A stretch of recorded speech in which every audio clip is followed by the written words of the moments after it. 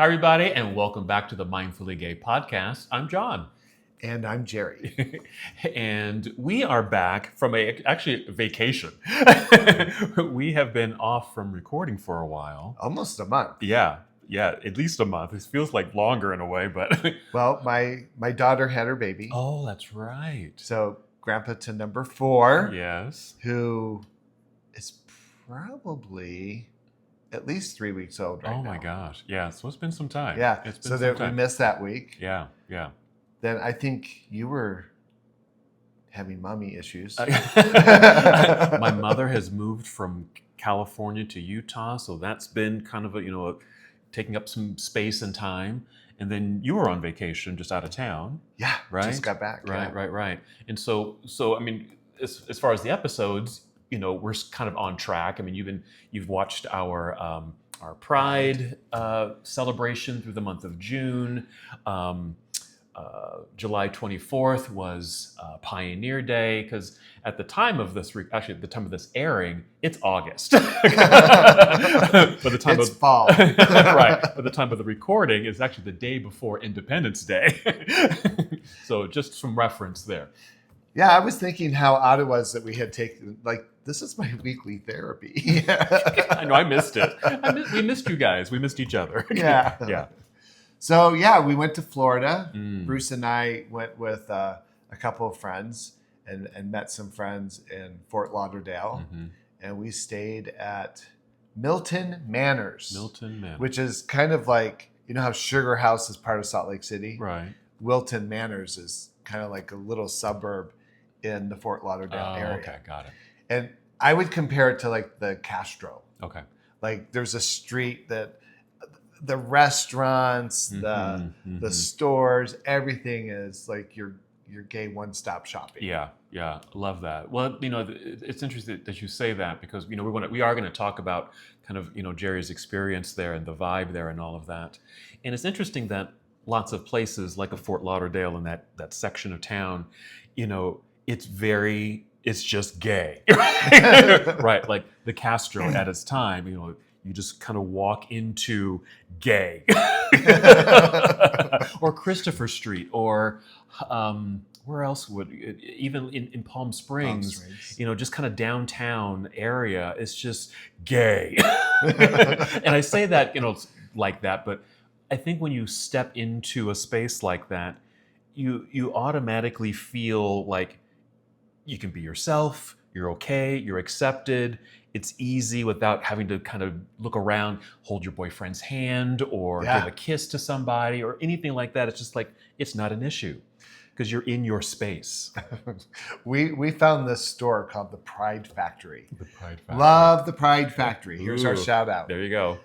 Sponsor us. But it's like this huge store of gay clothing shopping, harnesses and jocks, and then just great colorful shirts.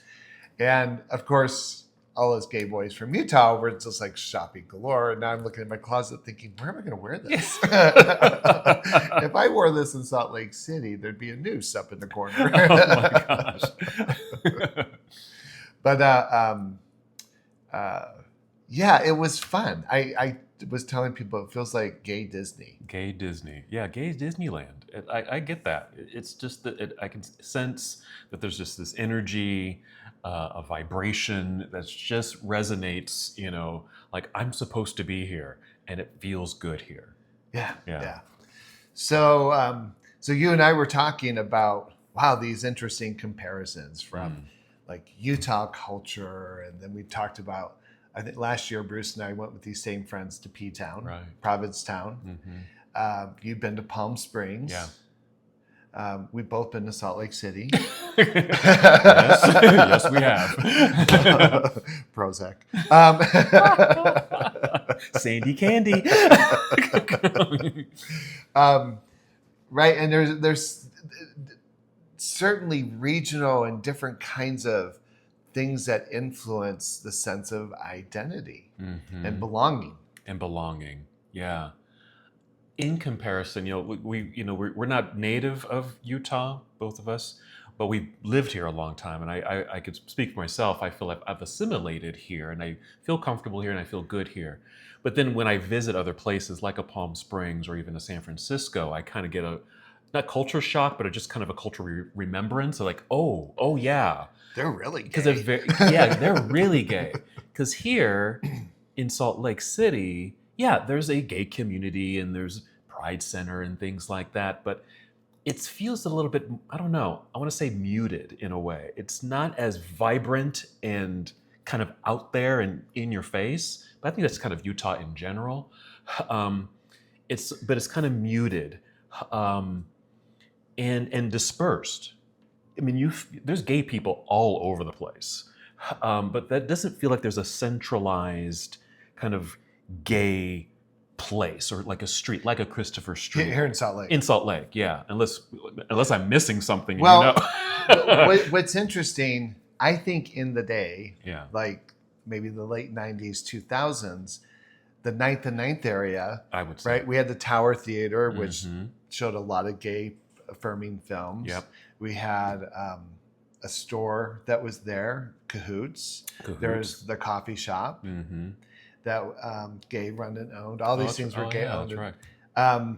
And for a while there, it felt like our little gay corner. Yeah, I agree. I wouldn't say a lot of those businesses are still there, but it feels like it's kind of morphed into a more college corner. Yeah, and it's interesting. I'm glad you mentioned that because it got renamed some years ago. I can't remember what year exactly, but now it's Harvey Milk Boulevard. Oh, really? Yeah. Okay. That 9th and 9th or 9th South got renamed some years ago. Yeah. And which is quite interesting because that was kind of, like you mentioned, kind of a gay centralized place because of those establishments and the people who lived there and congregated there. But it has shifted. It is a different vibe there. Like you said, a little bit more, I don't know. Like it used to be when you go into the coffee garden that all your gay friends would be there. Yeah. And it was more of it had more of a homey feel to it. Right. And then they had to move across the street. They rebuilt. That's right. And it's a thriving business. Oh yeah. And been for years. Yeah. Everyone loves the hangout. Yeah. But it feels like it's attracted more college. It feels very eclectic. Mixed, mixed, eclectic. Yeah. You're going to get a mixed crowd there, which actually is very nice to see and be around. But again, it doesn't feel like that's the gay establishment that you're going to think or go to and see all of your gay friends or just a kind of gay community. I mean, whoever designed Wilton Manors, for instance, which is probably 2-3 city blocks of, as far as I could tell, everything was gay centric. Real estate agents, stores, theme stores, rainbow flags everywhere. Right. It was it was Pride Month as well, but you just definitely felt like you were in a space that felt safe. Right. And it's probably like that even outside of Pride Month. It probably just still has that vibrancy and because of the gay establishments and yeah. And we happened to be there for Wilton Manors Pride, which is interesting. I think the Salt Lake City Pride event is much more interesting. Like there's booths and every. It felt like in Wilton Manors they didn't need to have booths because all the businesses were gay established. Right. But it felt like the whole area turned into a dance club until the hurricane came and wiped it out. Oh. Well, we'll say more about that. What makes it or what made it kind of that dance club vibe? Oh, they had definitely some great music was happening there. I heard great music in Wilton Manors. Like every club we went to, the Pride event, whoever the DJs were doing remarkable I love that stuff. And so that energy, that vibe, everyone was dressed in some great gay reflection. It didn't feel like it was saturated with, I think in some prides there's silo, like you have your drag queens and your leathers, and it felt like everything was very integrated there. I did have this moment. I think it's interesting that there are people who want to protest and be against pride. Like, why do you have to have pride? And I thought, so they want to fight the right to exist on a level, to have fun, to party, to celebrate your existence. Like, we really should shut that shit down. Having fun and being happy in life, there's no room for that. Well, and I think that's why straight people are so upset about pride. They're jealous. Exactly. They're jealous. Give yourself permission. Yes. Put on a boa. Have some fun. Yeah. And that's the sense that I get. It's like you don't have. There's no apologies, stated. You don't have to apologize to be yourself. Yeah. Just the range of ways of showing up, whether it's costume or hair or decor or whatever, what community you might represent. Not that it matters, but you're just there and you represent yourself and and just show up. And I love that. I love that in a city, whether it's pride or not. Yeah. That a city or a space can hold that energy and you feel, I don't know, enlightened, I guess, just stepping into it. You sense it, you feel it. Yeah. I've been to the Castro a couple of times, and I don't know that I felt the same way about the Castro as I did about Wilton Manors. Wilton Manors felt very neighborly. I think the Castro, I felt a little intimidated there. It is a different vibe. Yeah. It is a different energetic vibe. It's socially different, and it too over the years has shifted too. It's a little bit more heterogeneous now. Oh, really? Yeah. But back in its day, I would say like 80s back, it's the Castro, and it's very gay because there's all the establishments, the restaurants, the theme stores, and people live there. I mean, there's the apartments and whatnot above the establishments, and so you can feel the vibration of, oh, this is a gay-centric space. I'm good here. I feel good here. But there is a difference in regards to kind of the socializing and just kind of communicating kind of back and forth. I've been out of that element for a long time, so I'm overgeneralizing here, but maybe not as open-armed or welcoming. Castro? Yeah. And I could probably say that with some parts of Los Angeles and in West Hollywood and that area.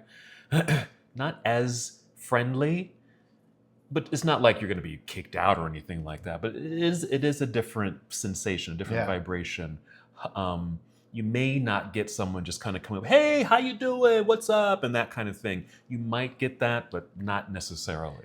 Yeah, so Wilton Manors has like a 2-day Pride event. And it's interesting because it's so hot, I think. They don't really start their Pride event until like 7 at night. Yeah. So it goes like from 7 to 2 in the morning. Yeah, that makes sense. Yeah. So we got to the Pride event, and then it just started. It was a major rainstorm.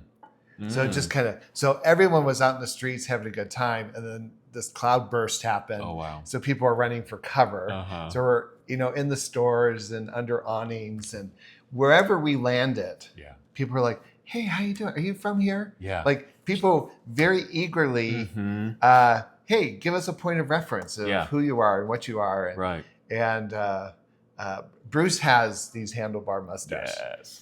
And he was like a celebrity. I'm sure he was. People love that mustache. Oh, yeah. In fact, they had a restaurant out there, Rosie's. We must have ate there 3 times. It was great. Hi, it was Rosie's. Fun. It was a gay restaurant. We were sitting there at the table. It was just Bruce and I. And they had an outside patio. We ordered our meal, and this guy comes up. He's probably in his young 30s, and he goes, Mister, I just have to say, I love your mustache. And he just kind of started pouring over Bruce. Then there were 2 guys sitting over there, and they're like, well, we concur. And before we knew it, there was like 3 tables of people all talking about Bruce's face. and when they all left, I said, well, look at you, Daddy. Yeah. and I mean, how affirming is that? I mean, but it was friendly. Yeah. like people would engage and talk, and they were curious, and it was off season, right? Because it was very hot, very humid. And so my sense is during the season, things are much more populated. Sure. So I think we were interacting with a lot of Floridians and people who are local. But I was just kind of grateful for the friendliness. Yeah. When you go to, I don't know, I've never been to Palm Springs. Provincetown, when we went, that's kind of a gay area. And it felt approachable. A lot of people converge on P-Town on the weekends. And that felt friendly as well, but definitely Wilton Manors had a very kind of a small town vibe to it. Palm Springs, that's kind of like, I call it my retreat town. I like to go there to kind of escape and get away from things. And there's different things that I like about Palm Springs. It's small town-ish. I stay kind of in a very gay area because there's, a lot of gay-owned stores, restaurants, etc. Certainly a kind of a section of bars and clubs and things like that. And the population in general is a little bit older, much older probably. But even with the gay population, whether the folks that live there or come to visit there are, on average, maybe 60 years old. I mean, it's an older kind of group. It's a place, kind of maybe like in parts of Florida, it's where you go to retire. That's where the gays go to retire. Because it's warm. It's just warm and lovely. And because there's maybe a maturity and they've lived life, there's a sense of, again, that non-apologetic sense and not too hung up on themselves. Just let it all kind of hang out, kind of a little over it, and so it softens things up, and so I feel like men are much more approachable and will approach you and just friendly and outgoing, and you might feel like a little wallflower up at the club, but someone's going to come up to you and kind of draw you in, like, "Hi, where are you from? How you doing? I haven't seen you before," and engage. There is that vibe, and I like that, and also just the aesthetic I love of Palm Springs because it's a step back in time. Oh, really? Yeah, because it's very Art Deco. Kind of the whole city and the city planning is very Art Deco. Kind of takes you back to the 20s and 30s. As far as the decor and everything and the architecture. And so, and it's almost old Hollywood because the Hollywood stars would kind of go there for a little getaway to get away from Hollywood and they'd stay there and they'd have places there. And it's like some of the streets names are Lucille Ball. Oh shoot, I'm just forgetting. I want to stay on Ball Street. Lucille Ball, or some, Liberace. Is he gay? Well, Liberace's home is there. You can go visit Liberace's home. But just that era of movie star and performers, the street and Dinah Shore. Oh my God. Yeah, it's great. It's just a nice flashback. Google Dinah Shore. Yeah. So again, just the feeling, the vibe there is welcoming. If you are into or just want to be around more of a kind of a smooth, easy, not too hyperish kind of atmosphere, Palm Springs is the place to go. Wow. I mean, they do have their party scene and they have like the white party and some big sex parties and things like that, which does draw big crowds from all over, young and old alike. But as far as kind of the locals and who live there and kind of go out there, I think it's more chill, but very approachable. Is this sign language for chill? Yeah, that's sign language for chill. I'm doing a little wave here. It's actually surfing. Okay. In ASL. So we wanted to talk about kind of the cultural differences, right? Yeah. And I want to share this story because it was something I learned about myself. And I was sharing this with you earlier. So throughout my life, I've always kind of gone to the gym, but I've never worked like with trainers, or I just kind of figured it out on my own. Right. And then I hit my 40s, and the body was changing, metabolism was changing. I think I hit plateaus. I probably should have seen a trainer then. I just kind of burnt out. Mm-hmm. And then, of course, COVID sealed the deal for us a couple of years, because I was like, I'm not going to the gym, and that's crazy. Yeah. So consequently, I got big. I got out of shape. I wasn't moving around so well. Mm-hmm. And that's when we met Nick. Right. And started like this whole fitness journey. Yeah. And one thing that would happen when I started working out with Nick is he would show me these different kinds of exercises with loaded mobility, different kinds of stretching, different ways of lifting. And my immediate commentary when he would show me something, I'd be like, I'm not 30, I can't do that. Right? And I had like this judgment that my age was disqualifying me from fully participating, and you're asking too much. And Nick is a good trainer, slapped my hand and said, just do it. Mm-hmm. And I kind of surprised myself with what I could do. Right. And I was even hitting physical plateaus or physical milestones. And I'd be like, okay, well, I'm this age. I probably have done the best I can get. This is probably it. And Nick's like, no. And to be honest, and this is kind of a judgment, and this is a conversation, and people are welcome to disagree, and we'll just delete it. No. But I don't see a lot of fit seniors here in Salt Lake City.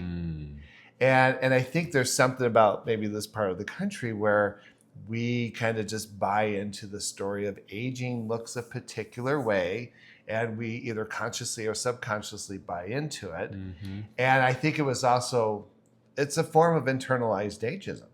Yeah. And I certainly had that going on when I was working out with Nick. Mm-hmm. What I found so affirming is in Wilton Manors, I was frequently interacting with people between 55 and 65 plus. Yeah. And they were all like really physically healthy people. Mm-hmm. Like they were big, they had worked out, they were kind of still showing their bodies. Yeah. And what I noticed is I immediately started noticing everywhere I went. It's like, wow, there's these pockets of guys who are my age or older who look amazing. Yes. Mm-hmm. And it really brought to my consciousness how my own internalized ageism might have been holding me back. Mm-hmm. And to be in an environment where health and fitness seems to be really valued. Like there were tons of healthy places to eat. It's felt like a norm. If you went to a convenience store, there was lots of opportunities to find healthy meal choices versus if you go to a 7-Eleven here, there's 3 aisles of candy. Right. Donuts and hot dogs. Yeah. And that was one thing that I definitely noticed. I wonder, is it like that in Palm Springs? Yeah. Same thing, because it tends to fare on the mature side as far as who lives there, older gay men. And that same thing, the aesthetic is, are you sure you're 67? Because you're looking like 47, Are you eating babies? I think that goes into kind of the lifestyle that's there. It's a little bit more laid back, going back to my little wave here, a little bit more laid back. Yet there's this, an energy about, staying fit and looking good and vibrant and having a good time with life, but it's not taken too seriously. I think it's just kind of part of the culture, and so you're around just very, very attractive older men. And I like what you said about it taps into just our internalized ageism, because I think here it's interesting because Salt Lake, and maybe even Utah in general, there's a lot of outdoor activity. There's a lot to do here. People are outdoorsy and, and health conscious, and there's things to do here. People are out doing stuff. But I think there's still kind of this, I don't know, when you kind of look at people, especially older people, it's like there's like this cutoff. Yeah. Well, there is. Like if I go hiking up the trail here, I will find lots of people in their 30s and 40s, Right. and maybe some dedicated seniors who Yeah. But for the most part, I often find myself being like the oldest person on the trail. Right. I don't know what that is, other than one thought that occurred to me was, like, I imagine Palm Springs is similar. Provincetown, there were older people there, but it felt like it was a more like late 20s to up to 50 kind of a vibe, right?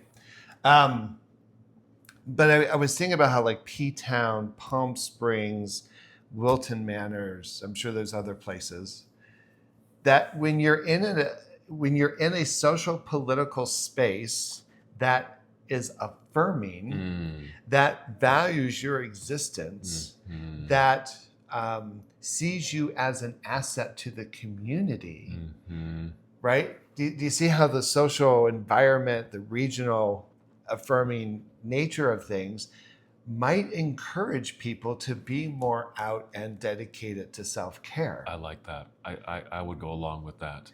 There's this affirmation and an encouragement and reinforcement of who you are and what you are and how you show up, because you're recognized, you're welcomed, and yes, take up space. Yeah.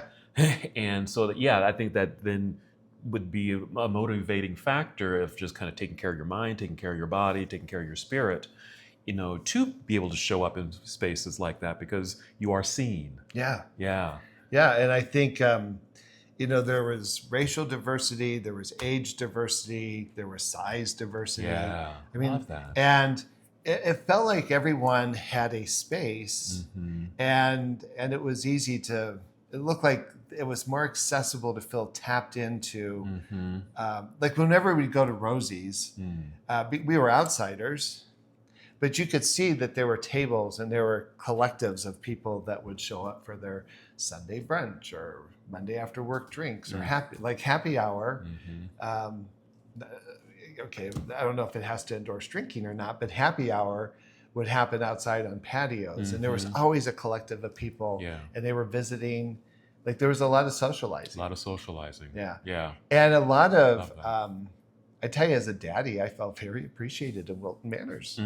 Like, and not just sexualized, but just seen. Just seen. Yeah. Just that affirmation, just being seen. And there's something about that. It changes your vibration. It changes how you even see yourself. Right. Right? Like, oh, people are seeing me in a certain way. And I wonder if I can live up to that, or even just just be authentic and real. Bruce and I had a friend who lived out here for a long time, and kind of a big guy, round guy. And what was interesting is he moved to Fort Lauderdale. We haven't seen him in like 3 or 4 years. And we reconnected with him and had lunch. Oh, nice. And he looked healthy. He looked 10 years younger. He had lost some weight. He was very sociable. He had cut his hair. Bruce and I both remarked about how incredible his transformation, and he's our age. And what I know is when he lived out here, in many ways, he was marginalized. And I think out in Fort Lauderdale, he was not so marginalized. He had a sense of connection. Yeah. He had humidity. That probably helped with the skin. Yeah. It's pretty dry here in the Utah lands, and it can dry you out, and you can look a certain age.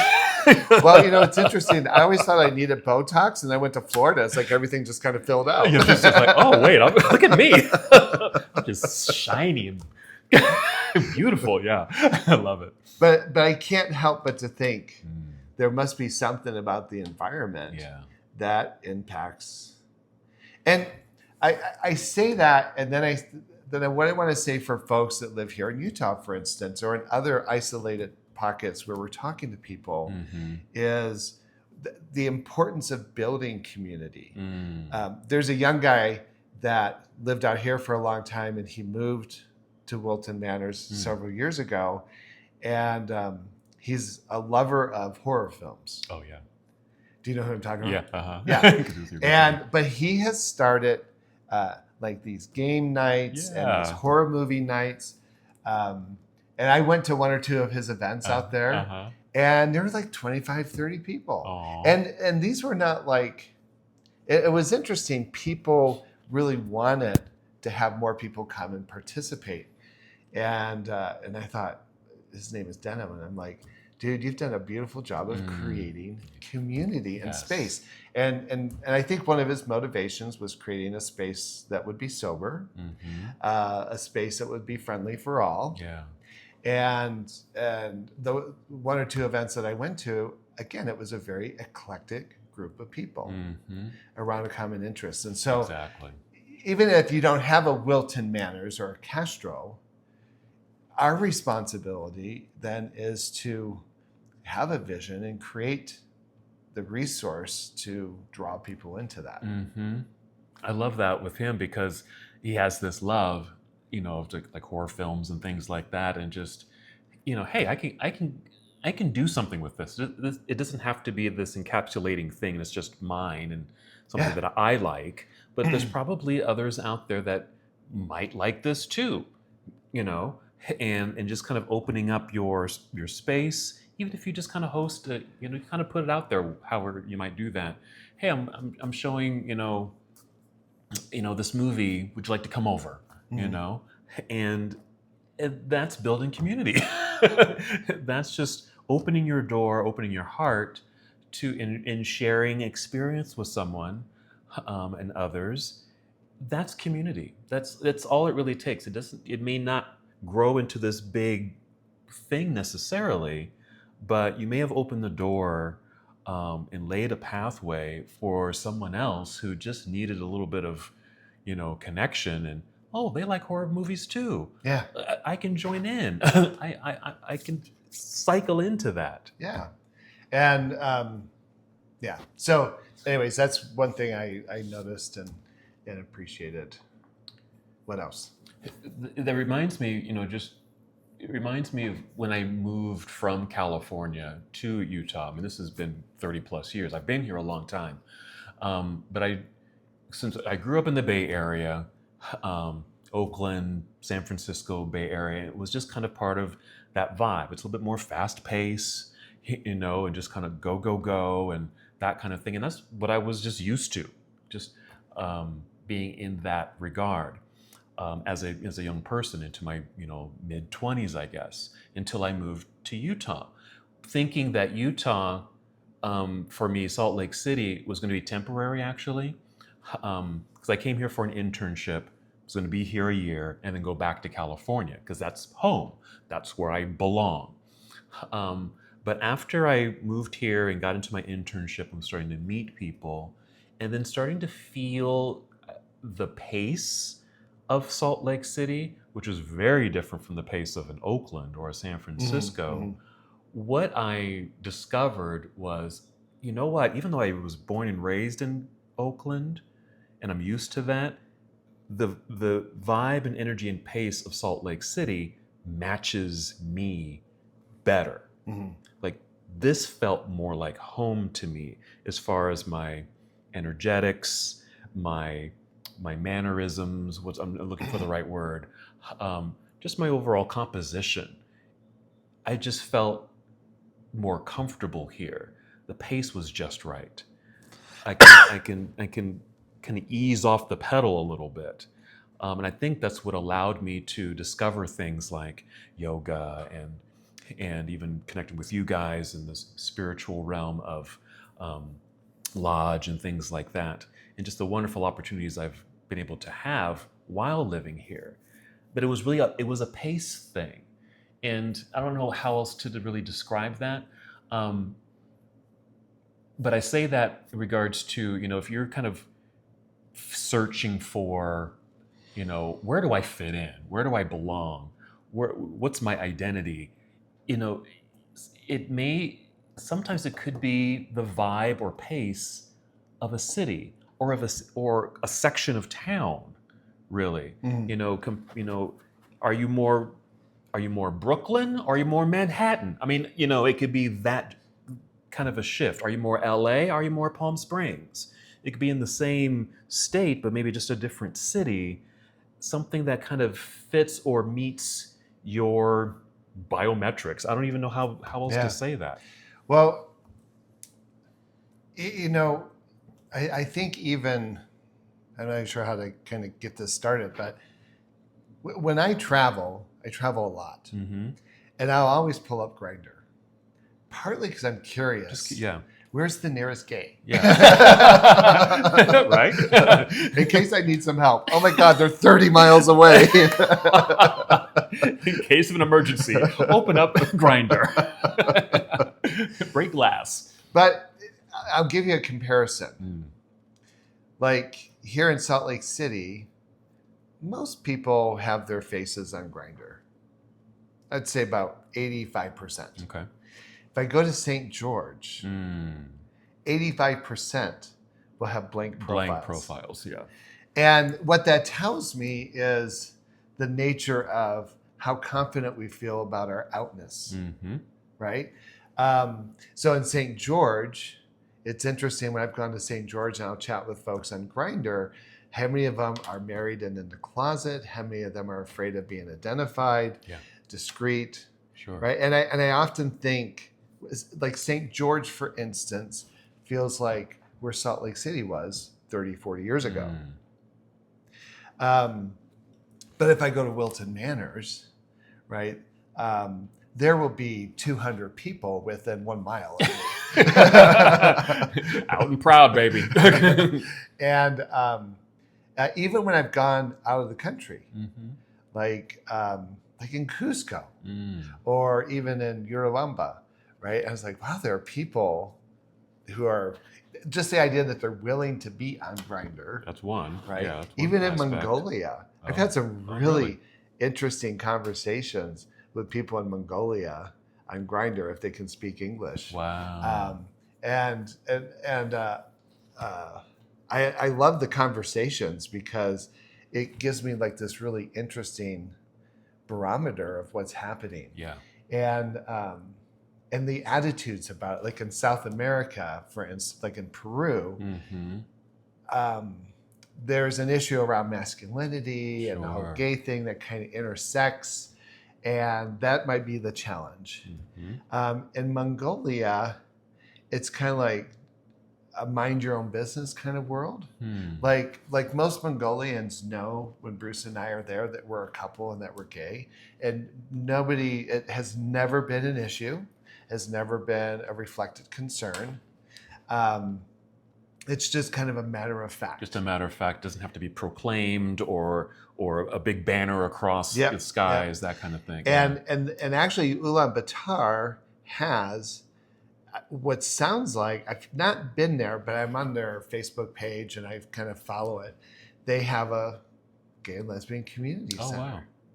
Even though culturally, I know the first time I went to Mongolia, the University of Utah, the leaders of the Learning Abroad program sat down with me and said, quote, "Don't be gay in Mongolia." Wow. Which I thought was interesting of an institution of higher education, question mark.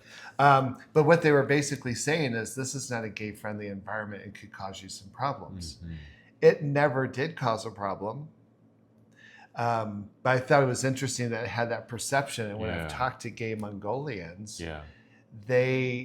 what they say it's a conservative culture, right? But not necessarily heavy on judgment. Oh, okay. Yeah. Compare that to Salt Lake, because it's certainly conservative here, but would that second part apply? What was the second part? That, there's no judgment around it. Oh, there's absolute judgment here. It depends.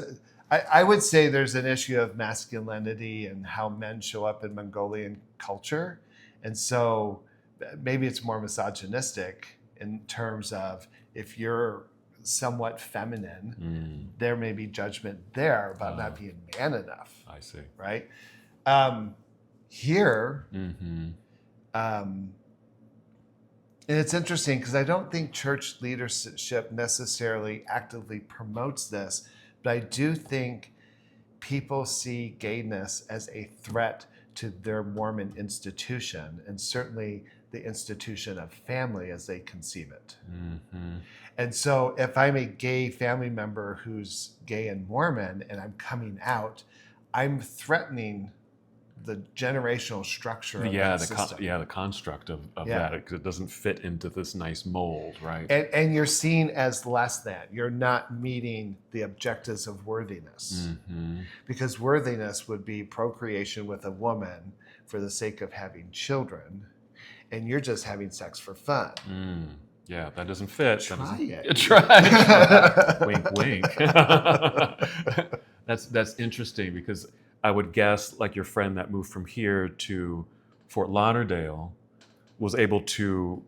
liberated. He was liberated, exactly. Able to kind of come out of that construct, this construct here, which probably just weighed him down and just couldn't just be himself because it didn't fit in this box.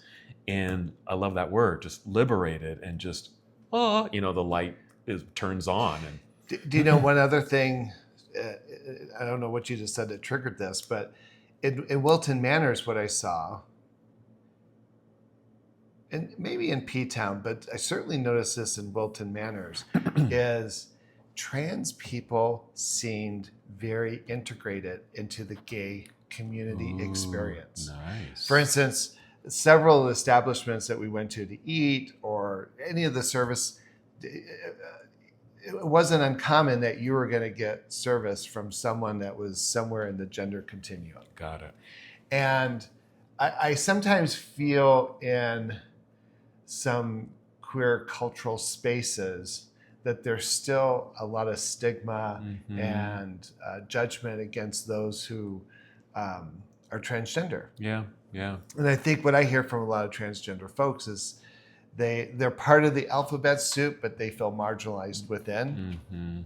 But my observation in Wilton Manors is it was very well integrated. Yeah, nice. And I didn't get an opportunity to talk to, well, I did get a facial from a trans woman, and we were talking about, she had come from Minnesota and talked about moving to Wilton Manors because Minnesota felt threatening to her existence. Sure. And so I asked her, I said, well, what's your experience here at Wilton Manors? Yeah. And she says, I have been here for 5 years. I have felt integrated, safe, part of the community. I have not had an issue with cis or queer folks here. Wow. And now that was just one person sharing with me. But by observation, I saw lots of trans people across the continuum, a part of everything that was happening in the life cycle out there. Yeah. And even though there was just one person that you talked to, I mean, just hearing that, again, just that affirmation and being accepted and easily integrated into the broader community there, just, it brings a lightness, I guess, to even my spirit, like, there's hope. Yeah. We're not all bad out there. That there's places for us. And if we don't create it ourselves, if you have the opportunity and have the ability to, visit or move to and live in another area that does suit your existence and certainly recognizes who you are as a person, as a human being, then, step into that. Yeah. Step into that. Well, and I think, I shared a story of how my own internalized ageism censored how I was acting in the world. I think in many ways, as queer folks, we have to look at our own personalized homophobia. Phobias, yeah. But what I think is interesting is we don't want to have those conversations, or we're hesitant to have them. And I think, in light of what we were just talking about, we all carry isms in terms of how we perceive gender and what we think is or is not acceptable. True. And so what happens when I have to take responsibility for my own interpersonal transphobia or my own misogyny? Right. Or even just, racism, seeing different, ethnicities and things like they may be gay, but you may feel a certain way because they're Hispanic or Chinese or whatever the case may be, right? Yeah, it's there's something about tapping into, all those isms that we are just kind of walking around with, and like you said, having a conversation about it, which takes certainly a level of vulnerability, and that's it. Just takes a level of vulnerability to be able to be honest about those fears, because they're just fears and just things that you're not clear about, or unknowns and questions and things like that. And you don't get to bring answers to those questions if you're just holding it all inside. But being vulnerable enough and open enough to share with somebody, like, hey, you know what? Or someone even having the comfort level of calling me out on something. Like, John, did you really mean to say that? That was kind of derogatory or whatever, right? And calling me out on something, because that can certainly generate a conversation about, what do you feel about that? Well, I would add to your list. Am I willing to be teachable? That's true. Yeah, very. Right. So I may think I have a pretty good grasp on things.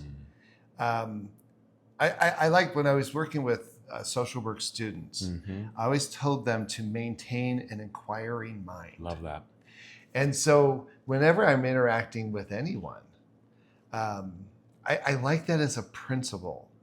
And certainly, like, Florida was rich in that experience, because I've never been to Florida. I'd never been to the South. I'd never been in such a diverse community. I mean, there are people from Cuba and South America, and black and white and brown, and so it was very, very eclectic. Yeah. And even though I like to think of myself as really open-minded, that's very convenient when you live in a community that's primarily white and cis. Right. And so here I am in this environment. It's like, wow, help me understand your perspective, your view. And there was a couple of conversations I had where I would say, what would I need to do differently for you to feel more like more integrated, like that I would have a more balanced idea of who you are. I'm not saying that very well, but to be open to the idea that others can offer me insight and information that could expand my own worldview, as well as my own sense of inclusion.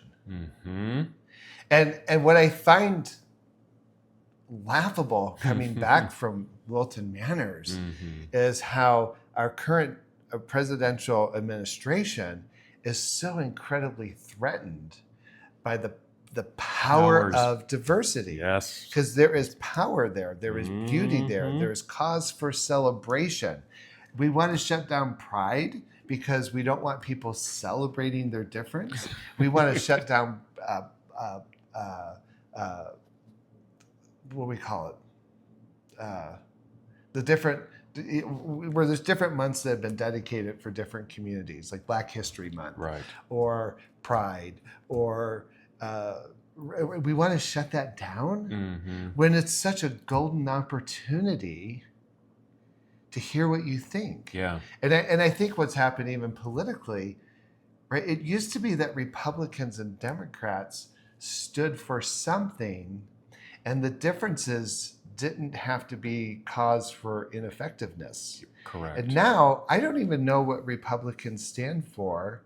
And frankly, I wish Democrats would be a lot more clear about what they stand for as against to what they're in opposition to. Absolutely. You're right on with that. If we could get to the space of open dialogue, we could create the space of understanding and empower a sense of community. Yeah, because there was certainly a time, and hopefully we can get back to it, where, especially those two major political systems can have their differences and can be in different lanes and have a conversation about laws or whatever it might be, and find compromise and find solutions amongst the differences. That's going to happen. There's going to be this intermingling of, well, I'm not too sure about that, but tell me more about that, and how, convince me or show me, or so we can find that similar road and pathway where we can bring this to the people. I mean, that's democracy, right? But kind of bringing it back to, kind of our little situation. I love that you said, I said vulnerability, and you said that willingness to learn, teachability. Yes. And I say this in my classes now too, in my yoga classes, where don't feel like you got to be perfect in the pose or whatever, and have to be, 10 on the flexibility scale and that kind of thing. It's more about just, showing up as you are and be curious.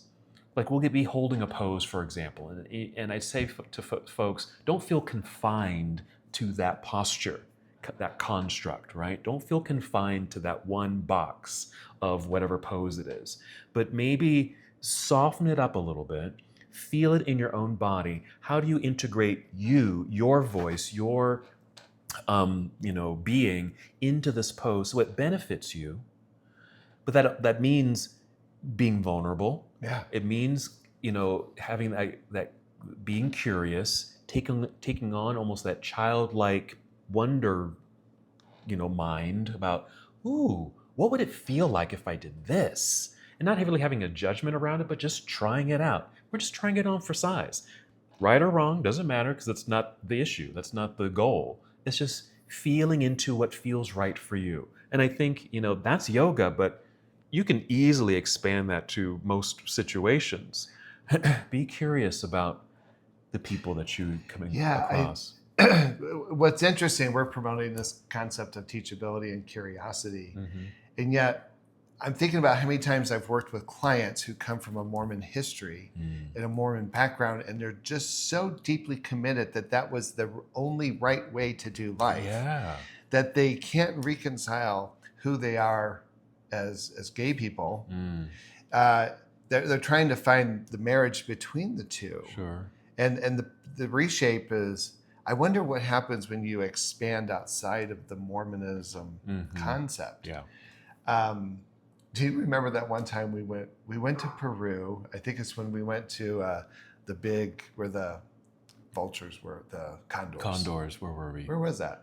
It was up in the south. Where were we? Well, it's not relevant, but we were on a bus with all these other people going to the same place. Oh, yeah, okay. And this woman gets on the bus and she goes, I just don't understand why these people aren't speaking English.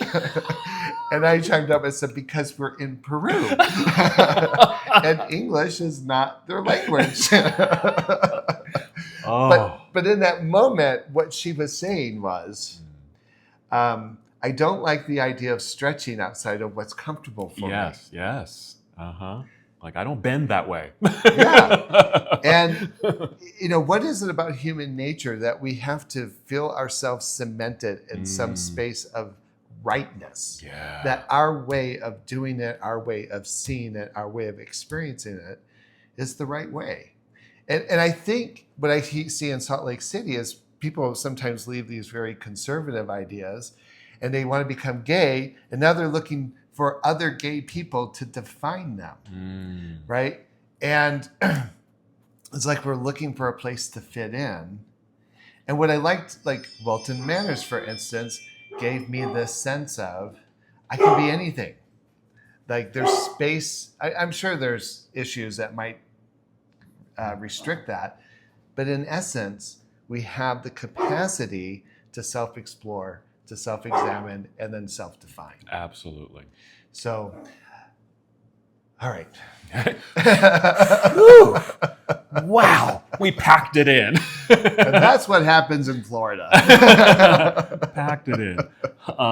To wrap it up, I mean, what did we touch on here? I mean, I think even just this last part of the conversation kind of touched on the expandability of our consciousness around ourselves and our community, and where you fit, or how can you create a space where you can show up authentically, creating community or finding the community that suits you. We've been very fortunate because we've been able to travel. And I think that certainly has expanded our consciousness and awareness around different cultures and people and how to show up and how they show up and how they're received even. So we're fortunate in that area. Others may not have that same fortune. Yet I think you can still turn inward and find what makes you happy. What's your pride? What makes you feel good? What makes you feel seen in your own eyes? That you can be who you want to be. Oh. When you wish upon a star. Well, we want to thank you for joining us on the Mindfully Gay podcast. Of course, we know we have listeners from all over. Yes. And so I'd be very curious to hear what your gay cultural experiences are, where you're from. Yeah, absolutely. So if you're listening to us from the South or coming from South America or wherever in the world, because we know we've got people everywhere, just curious, what is it like being gay where you're at? Mm-hmm. What's the vibe? What's the scene? Because we may want to come see you. We'll be booking our tickets. One thing I wanted to do, and I just didn't have the courage to do it, was I wanted to get people on mic and talk to them.